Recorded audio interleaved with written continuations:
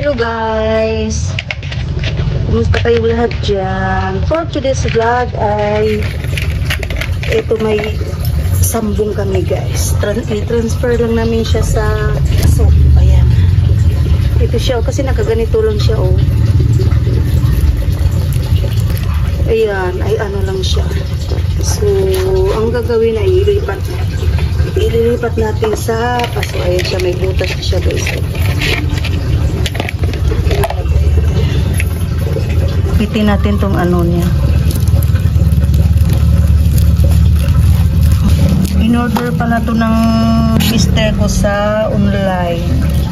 Sa Shopee. Ayan na siya. Tadaan! Ayan. Ayan. I-ano natin siya guys. Ayan. Ayan. Para makaginhawa na siya.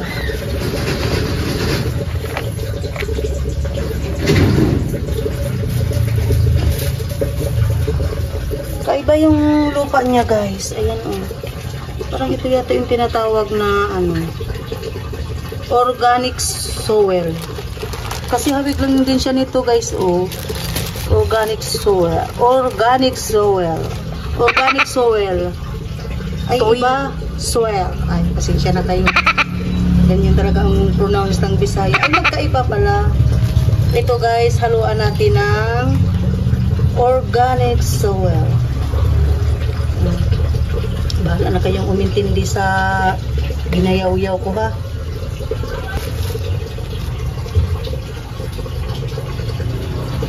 Ayan na siya. Tapos, anuhan natin ng tubig kunti. Ayan siya.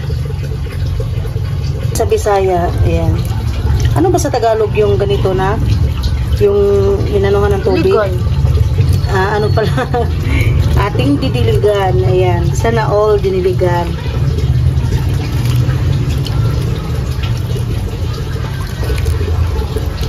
Dami. Malunod na yan. Okay na to kasi baka naman mabilaukan sa tubig. Charot. So, ayan na siya guys. Ayan.